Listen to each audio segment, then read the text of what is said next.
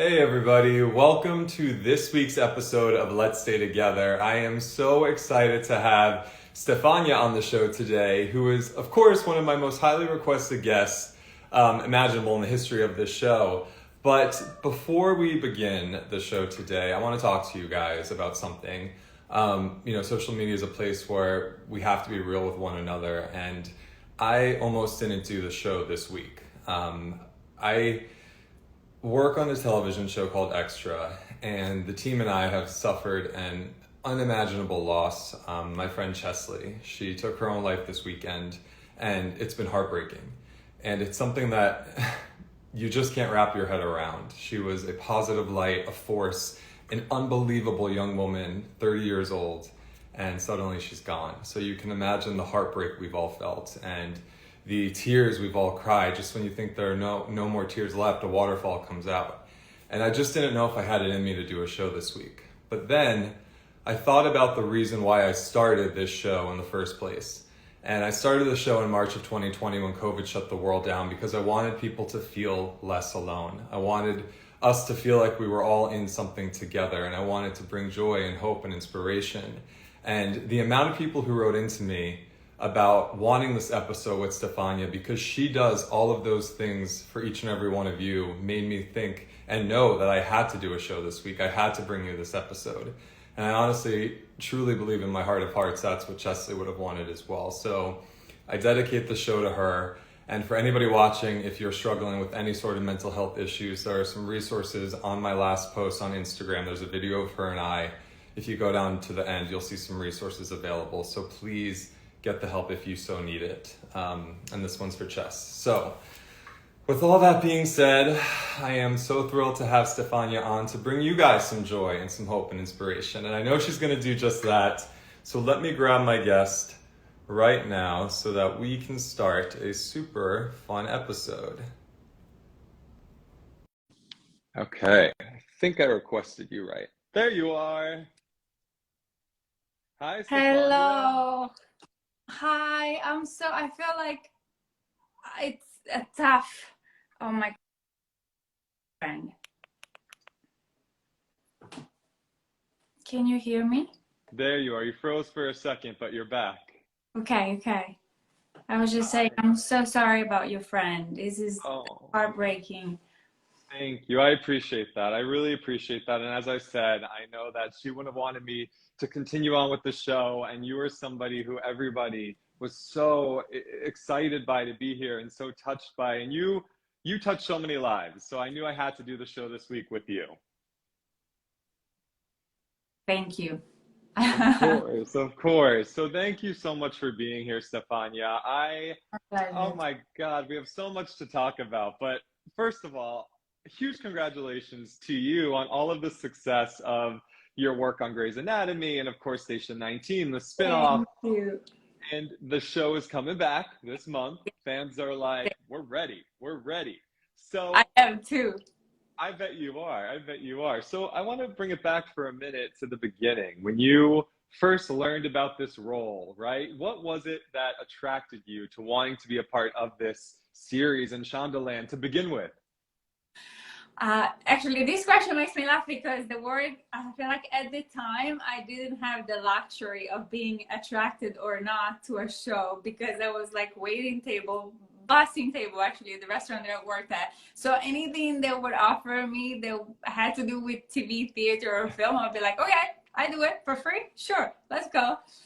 So and then it happened to be a show that I was a fan of, which was like a massive plus.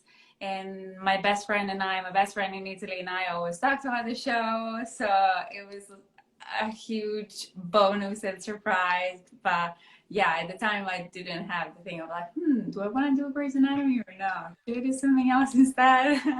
Right. Wow, that's so amazing that you were a fan of what you were auditioning for. Was that like an outer body experience?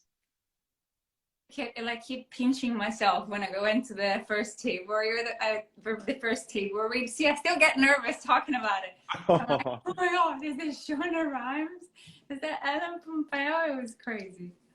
Wow, that's incredible. Now, of course, you Yeah. play the fan favorite character of Karina DeLuca on the show. So, how did you first hear about this role? What was that audition like?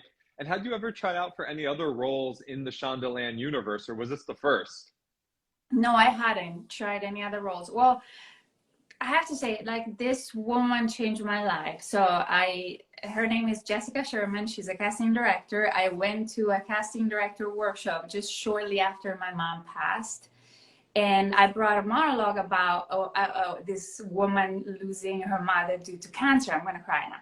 And I was obviously very believable at it. And at the end of the workshop, she was like, "Oh my God, I feel like you're underrepresented.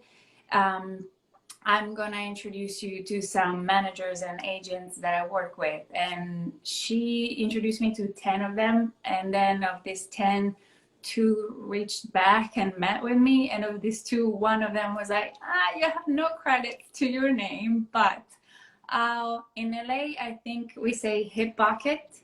So it means like I'm not going to officially represent you, but if something that makes me think of you comes along, I'll submit you for it and see what happens." And 4 months later, I got this email saying you've been submitted for an audition for Grey's Anatomy. And that was my first audition for this manager, and I went, and here I am. Wow, that's an amazing story. And I'm sure that was super emotional for you with Yeah, your mom. Wow. yeah. Wow, thank you for sharing that. What a fan favorite character you play. I think one of the most beloved characters on television ever is your Oh my character. God. I do, I truly I don't do. know So about that, but thank you. I do. So what do you love? I've heard so much from the fans what they love. What do you love about getting to play this character? I love her. I love Karina because at the beginning she was kind of like a comedic relief. So she would say things that no other character would say, but she said it in like it's such a matter of fact that I don't know why you're reacting like this. And I thought it was hysterical. She was like like simulating nipple stimulation in front of everybody, and what are you talking about? So I love the sassiness and the matter of fact. And then, yeah, she's just very funny and honest and fearless. And she has a little temper, but she also has a soft side. So it's a very fun character to play. Could you relate to this character at all? 100%. I wish it was a little bit more like her in a lot of circumstances, but yeah, she's a great inspiration for me in my real life. Oh, that's so amazing. And fans just so love following your relationship on the show with Maya and of course played by Danielle who was on this show and seeing you two your journey unfold. So now you're married, y'all are talking about children. But let's talk about Danielle for a minute. What do you love about working with her in such an intimate way? Everything. It's so easy. It was so easy from the first moment. We always tell the story about the table read and the chemistry at the table read without even knowing each other. And we're so lucky that 3 years in, the relationship is still very solid and we still get along so well. And we both love what we do, so we do it in a very committed way. We approach it differently. She's a very alpha. She's like, follow the rules, do this, word perfect. I'm more like flowy, it's fine, like but we compensate each other also because of our differences. So it's so fun. Did it take a while to get your groove together, or was it pretty instant Oh, after that table read? It was it's pretty instant. instant. We could have like crappy day. We show up on set and we start the scene, they call action. We're like poof, locked into each other's eyes and we go for it. So it's pretty magical. Wow, that's so cool. I love hearing that on-screen relationships and Yeah. closeness translates to off-screen and true friendship, right? Yeah. Yeah. 100%. A beautiful thing. And the storyline, I mean, I received so many messages when I announced you as my guest saying that your character makes people feel so seen and so represented. And it means so much to so many people that they can see a couple on television and think, oh my God, that's me. Like that can be something Right. I have one day. What does Right. that mean to you? Everything. I feel like it's so important for all of us to have expanders, to have people that have characteristics similar to our own, and make us feel like, well, if she did it, I can do it. If that character did it, if the actress did it, I can do it. And I feel like it's how we grow, how we expand, and it's so important. It's incredible. Yeah, you know, I'm 36. I just turned 36, and when I grew up, oh, thank you. You know, growing up, I never saw signs of representation in television and media. There were very few, maybe three or two. I mean, there was like nothing out there to relate to. So Right. I think seeing everything I'm seeing today, that's deep and meaningful and not just a coming out story, right? It's a beautiful love story. No, it's so important. And I feel like Shondaland has always done an incredible job in making so like a massive chunk of the population represented. Yeah. And I feel like they did even once again, they did it. Now it's the accented non-American character that is also like a fearless doctor and a bisexual person, like somebody that can do whatever she wants for a living and love who she wants in her private life. I think that's so beautiful. Were you at all worried or fearful when you took on a bisexual role, or nothing, none of that? Well, I have to say, the only people that gave me crap about it was like my aunt. Bless her, she lives in Sicily, very conservative. So she was like, could you not have picked a different character? I was like, what? But I felt like that was a teaching moment for them too. And be like, this is a beautiful character. Come on. Do not say that. I could have not asked for anything better. And I feel like it was tough. It was tough because my family was kind of like judging me a little for it. Not my immediate family. My brother and sister and friends are all very open-minded and very like welcoming towards. It's like, do whatever you want as long as you don't hurt other people. Do whatever makes you happy. Just don't hurt other people and I'm fine. But other members of my family are a little bit more conservative, so I was like, no, I'm doing it and I'm proud of it. Watch this. Oh, good for you. And like you said, if you can kind of change hearts and minds even a little bit, even one person, I think that's so powerful, right? Yeah, 100%. That's great. Good for you. Well, like I said, I know that storyline just means so much to so many, and we're all cheering you two on. So it's fun to watch. It's fun to watch. How would you describe your character's evolution throughout all the years of playing her? Well, as I was saying, she kind of started on as a comedic relief. She was inappropriate, like saying inappropriate things, which were not really inappropriate. They were just a little more out there. And then as the season progressed, her relationship with Arizona ended, and it ended in a kind of sad way. And then the whole storyline about Karina losing her brother, which was like so heartbreaking. Yeah. So I felt like we went deeper and deeper and deeper and showed a different side of her personality. And as an actor, I couldn't ask for anything more. I love to go from like funny to crying to angry. It's so much fun. Yeah, well, you do it very impressively. Oh, thank you. Was the scene with your brother on the show, was that one of the more difficult scenes for you to shoot? On an emotional level, yes. I cry very easily, as you can tell. I feel like I already almost cried twice during this live. I'm Italian too. I get it. Yeah, I feel like my heart is right here. You don't have to work really hard to see it. And so crying is a very easy thing for me. And the storyline broke my heart. And I have a very good relationship with Giacomo, that played Andrea De Luca. And so the whole thing of him leaving the show and him dying that way was so dramatic. So after 12 hours of full-on crying, I was like, oh, I need to go to bed. I'm exhausted. But it was incredibly rewarding as well. Yeah, powerful, powerful work. Mm-hmm. Now, there are so many scenes and moments for your character, I'm sure, that you love, and I know you've been asked about some of your favorites, and you've talked about some. But what's maybe a scene that people haven't heard about as being one of your favorites? And then what would that scene be and why? I feel like the first one I will never forget. The first time I was on the Grey's Anatomy set, I was like, oh my God, this is it. And I was playing Arizona's love interest, speaking in Italian with this actor that was half that is Italian and played my brother, and I was like, wow, this is also surreal. And Debbie Allen was directing, and she's super like such a strong personality, so I was terrified, but it all went so smoothly. And I feel like my secret weapon was the Italian. My Italian dialogue, I was like, nobody understands me, so I can say whatever I want, and even if I mess up, I'm fine.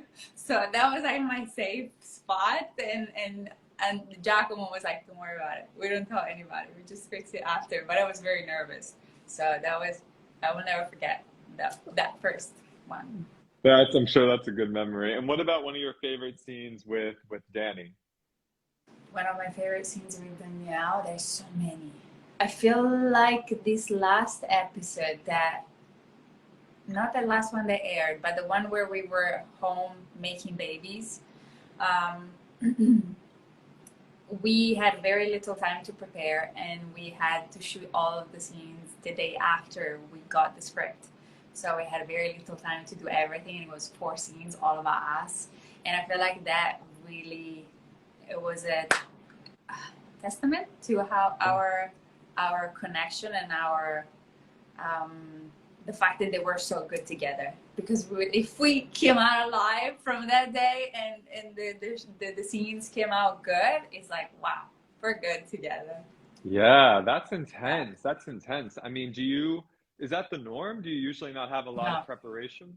No, we usually, the writers are great, but I feel like with COVID and everything, and a lot of time the schedules gets shifted and turned around. So I feel like we have to be more flexible because of all that's going on. And so it's Yeah. not the norm, but it happens. It happens. Man, I don't think people realize how much work goes into what you guys as artists do. It's we see the final product and it looks seamless on television and masterful performances, but the amount of preparation and rehearsal and memorization and all of that, it's a lot of work. So fun. I can't Yeah. complain. I love when people are like, we're changing this. I'm like, yes. Danielle is a little less inclined to that because of the kind of personality she has. But I have other things that make me mad, and she's very good at be like, don't worry about it, we got this. So I feel like that's another reason why we're a very good team. Yeah, for sure. Now I have to ask because you're working so much. What do you two do for fun? Do you ever get to like go watch a movie, go out for dinner? Like, do you get to chill a little bit? Well, the past 2 years, not much for fun because of freaking COVID. But in general, I feel like LA for me is very work oriented, and then I just get out of LA and I go travel, and that's my fun part. But yeah, I watch a lot of movies. We actually started doing this thing of the outdoor, like a drive-in cinema. That was fun as a group, some of the cast members and the writers. But and then both Danielle and I directed our first short film, so I am working on it a lot these days. So I'm very busy with work related things, but I love doing all of that. Well, when you love it, it doesn't feel like work, right? Exactly. That's amazing. And I want to talk about your short film a bit later too. Yeah. But you have so much you should be proud of, but when you think about your work on Station 19, what are you the most proud of? What makes you smile and say, you know what? I'm doing something good here.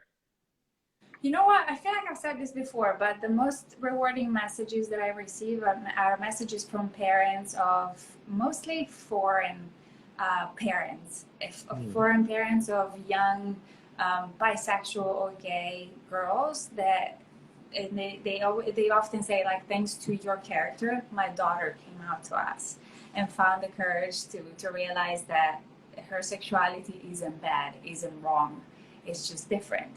And that, it gets me emotional every time because of what we were saying before. Like when you were growing up, you didn't feel represented, so you had to fight so much harder to expose your true self, expose your sexual identity. So I feel like that is, come on. Yeah, I'm sure those messages really sometimes probably surprise you too, because in your mind you're there, you're doing your job, that's what you're here to Exactly. do, but you're creating such a lasting effect on so many people, Yeah, you're right. We don't realize at all. That's why it's for sure a surprise, but it's like, wow, if we can also do that aside from loving what we do and telling beautiful stories, wow. massive accomplishment.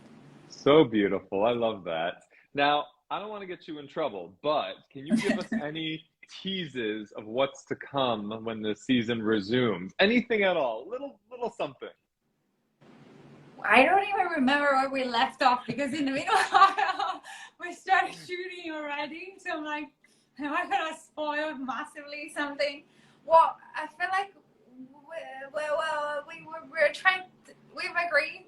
Maya's come around. She's agreed that she's on board with wanting to have a baby. We now have to hash out the details because obviously it's not gonna be as easy as just like let's try until Right.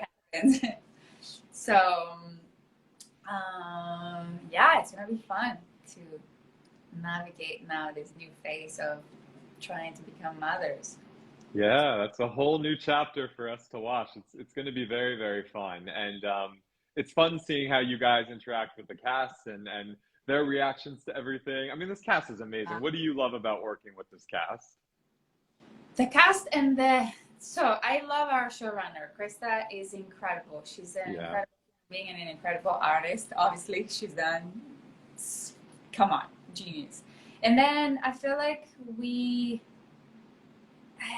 I work a lot with Danielle, so I spend a lot of time with Danielle. But I feel like most of my relationship with the cast members are the same on screen as they are off screen. So like Gray, Damon, Jack's relationship and I is very similar in real life to what we have on screen. It's like a little brother dynamic, and I'm always like bossing him around and be like, no, don't do this. And he's like, okay, you're so intimidating. Boris Sullivan, I love his sense of humor. He's very dry and sarcastic, and it cracks me up. And I'm always like the goofball that kind of like, yeah. But yeah, I feel like in general, we're all a little older and more mature, and so appreciative of where, like, what we get to do for a living. So it's fun. Yeah. Oh, that's so nice. It's nice to see, on-air relationships translate to off-air. Did I just see you petting your very famous dog? Jeff, she's not Yeah. here right now. Oh, I thought you were petting I the would. She's like coming actually in a couple of hours. A lot of people were like, "Say hi to the dog." I know, Jeff is amazing. She's the best. Oh, that's so fun. Now, we have some fan questions, but before we get to the fan questions, Yeah. I love that you are the epitome of somebody who has worked so hard coming from another country, from Italy, from Sicily, Yeah, good from job. Sicily, and Welcome came here. here and created this career for yourself. So, what was that journey like? Because I think a lot of people are super inspired by you doing that and taking such a big leap of faith. So, what was that journey from Sicily to here like? It was long. I'm almost Yeah. 40, so it was going like it was done step by step. But I feel like I was always very fearless as a young adult, and I always followed my gut. So I started working in a holiday resort when I was 15 in the summers, and this girl was a dancer and she was doing it professionally. And she was like, you should come to Milan. And I was like, what? You can be a dancer as a job? This is amazing. You don't have to like teach in a school. And I felt like that was my expander. I was like, if she can do it, I can do it too. So I moved to Milan, did a performing art college, started working. And then I was like, I need to learn a new language. This Italian thing. I was like, I need to speak English when I travel. I don't speak any English. How do I do this? I met on a job, a crew from London. One of the people was Sicilian, but was born and raised in London. So he spoke Sicilian dialect and English. And he was like, you should come. London is amazing. I was like, okay. I went for a week, booked 3 jobs, and moved to London. So, and then same thing with LA. I was like, okay, I'm feeling it. I'm going. So I feel like I've been very good at following my guts. LA was a massive setback for me. It crushed my ego. It was like, yeah, sure, you were a dancer for a living up until this time. Not here. Here you have to start from zero. The city is very expensive. It's so competitive. Everybody works in the same industry. So it's very hard not to get caught up in this rat wheel and try to do other things like traveling, go to see your family and friends. At some point I was like, I can't leave LA because when I leave, I'm gonna get an audition and I can't miss the audition. I was like, oh my God, you can't do that. You have to live a life. And then I read The Big Magic from Elizabeth Gilbert. I love that. Love that book. Blew my mind. I was like, boom, this is it. I need to be willing to do this, even if on the side I have to keep waitressing. And Yeah. if I'm really committed to that. So I feel like find your natural talent, your natural inclination, work at getting better at it, and then wait for the opportunity to do it as a job. And if it doesn't come, you have to be okay with keep being whatever you are on the side that allows you to follow your artistic sparkle. Oh my God. This is all sorts of inspiration on this Tuesday. I love this. I love this so much. You should be so proud of everything you're doing and accomplishing. And I like your story. I really like your story because a lot of people think if I don't hit a certain amount of success before 30 or 35, then it's done. But that's not true. Yeah. If you stick with it, amazing things can happen. Look at your story. It's amazing. It was tough. It was tough. My parents are like, you're waitressing. Why don't you come here and do that? Why do you have to move to America to do that? And I'm like, no, but there is a reason. I'm trying to. They were like, you're so far. You can do a job that you can do anywhere. Why is 12 hours of a flight away? So Well, it was tough. But yes, but thank God you followed your instinct because look at what you're doing, right? thank you. Amazing. So let's get to some fan questions, okay? Okay. So these were some of the most popular fan questions I received in my DMs. The ones I kept seeing over and over again are the ones I picked. So, Okay. number one, why do you think fans fell in love with the Marina relationship? What makes it so special? I like to believe that. Okay, I believe we choose our friends because we have chemistry with them, because we have a connection with them, and that makes their relationship special and unique. And I feel like Danielle and I were so lucky that we have that. I feel like we were attracted to each other. We had this chemistry. We liked each other as people, and I feel like that translates because I think we're good actors, but I feel like when there is something more, when there is natural chemistry, when there is natural connection, makes the acting job so much easier. So I think maybe that's part of the reason. Also, the writers are great and write great stories for us. Yes, I would agree. It's all of the above. Next question. I love this question. What is one thing Karina could learn from Stefania, and what can Stefania learn from Karina? So Karina can learn from Stefania? If anything. Not much, to be very honest. I think she's a better human being than I am. She's more figured out than I am, for sure. That was saying something messed up, but I feel like Karina's style is a little bit more grown up than I would like. I would like her to be a little bit more youthful style clothing wise, but I guess she's a doctor, so fine. Maybe that's what Karina could learn from Stefania. And then Stefania from Karina, I love how unapologetic she is about what she truly believes, and I feel like I implement that more in my life. That's amazing. I love that. Great answers. Thank you. Is there a fun behind the scenes story that you can share that the fans don't know? Some sort of silly story. Tough because I feel like we share them all, and or it happens a lot. I don't know. I wish I was more prepared. I had something smarter to say about this. I know it's hard when these are just the random fan questions, so anything come to mind. Let's pause this and go ahead Okay. and see if something comes up. All right, fair enough. Next question is, do you and Danielle ever improvise? And if so, what's been your favorite moment you improvise? We improvise a bunch, especially now that Danielle is okay with it. A bunch of kisses were improvised. A lot of our body stuff isn't scripted.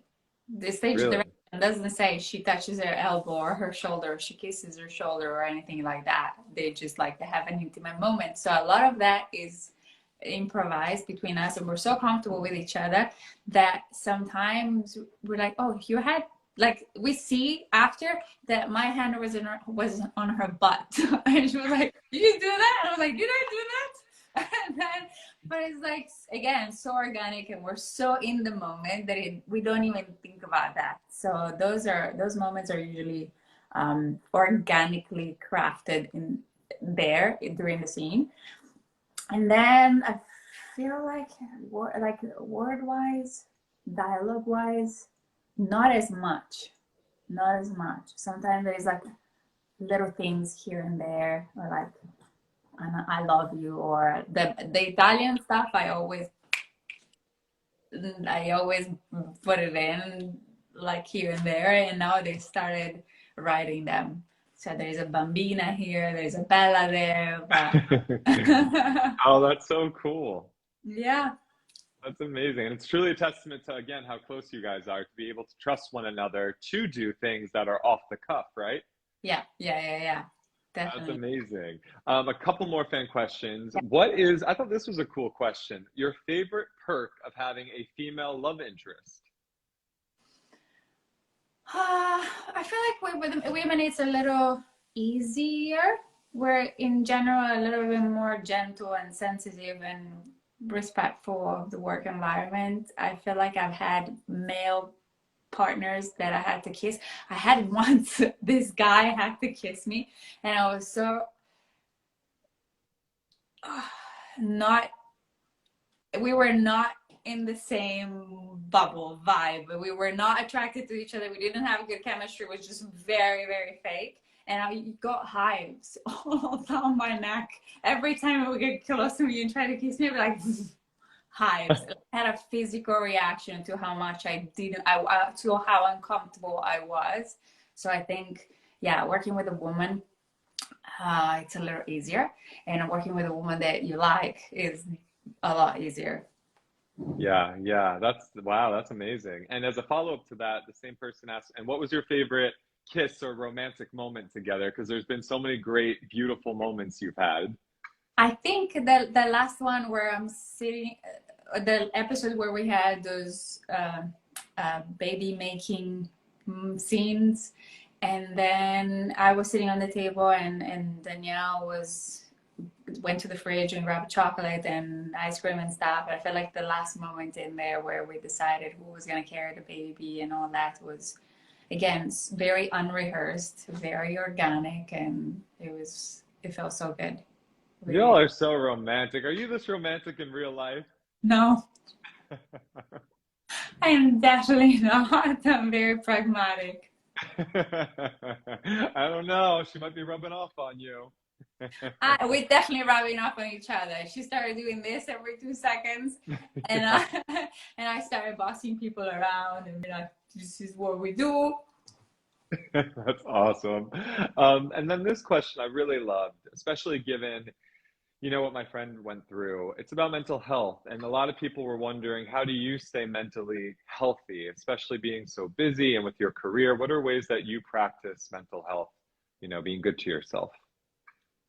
So I started doing this course called To Be Magnetic that I always recommend. And it's, for me, it's like the best form of therapy, and it grounds me a lot. And it's a series of podcasts that I usually listen to while I'm walking down the street, while I'm walking Jack down the street. And then I haven't gone to therapy in a while, but when I lost my mother, for example, I was very Mm, angry, and I needed to learn how to set boundaries. And I feel like that was a very painful and tough process, but I feel like that process taught me how certain things are not worth stressing over. mm, And so I've become better because I'm like, what's the worst that can happen? What's definitely not going to be as bad as losing my mother. So after right. that, I feel like I'm a little bit more bulletproof. Um, but boundaries were an amazing word that I learned in America, and I'm never going to forget. Yeah. And then surround yourself from people that support you, support uh, who you are in the good and in the bad, and just detox from negative people, negative energy, and do things that make you happy. Garden, walk, go to the cinema, and don't be afraid to be alone and do those things alone, I think. Yeah. Yeah, no, I think those are all incredible tools, and we all have different tools in our toolbox, right? What And are I your think what are your tools? I feel like you um have some good ones. yeah, I'm a huge I need to work out every day. Uh, It's where I clear my mind. It's where I can, just not think about work for an hour. Um Amazing. I love walking. I love writing. So I have a Right. journal and I take a minute, not every day, but a few times a week. It's called the 1 minute journal, and I just write things that I'm grateful Whenever for. it comes out. Yeah. I listen to a lot of podcasts like you. I think they're super important. I surround myself with, positive people who are not toxic. I Great. think we have to remember to not I feel keep like bad that's the people. biggest thing for me. Yeah. Yeah, Yeah. exactly. And just having the time for me, like learning how to say no, kind of like your boundaries, learning Exactly. like, you know what, I'm not going to do that, or I'm not going to go here because I just need some me time. 100%. And I feel like also spending less time on social media could be good. Yes, I Could agree be with you. good. Yeah. I completely agree with you. I think that it's a really hard, um, it's hard because we love social media, but Hmm. too much isn't always great. Yeah, of everything. I'm terrible at social media. I feel like I'm very good in person. That's why to all the fans, if you ever see me in the street, come and say hi. But on social media, I suck. I just need the in-person interaction. It's okay. We all feel you on that. Trust me. Now I have to share a message, and I hope Danielle's watching too. This is for the both of you. A lot of fans wrote to me saying that there was a certain fan, Luciana, I believe was her name, and she was about 24, and she sadly passed away from COVID. And a lot of the fans looked at her as like the leader, and she would bring a lot of the fans together and celebrate you and Danielle, and was such a champion for the both of you, and just so loved what you two stood for. And I think that from what I read from a few of her friends, the services are either today or tomorrow. So the timing of this interview is quite remarkable. So I was wondering, and they were wondering, if you could share any words of support for her family and for her girlfriend, and even for her who's watching, hopefully from up above, right now. Oh my God, this is so tough. And I feel like there's so little that anybody can say to heal that kind of a pain, especially for her family, for her girlfriend, for her loved ones. It's just, yeah. I do believe that even when they're gone, people live on.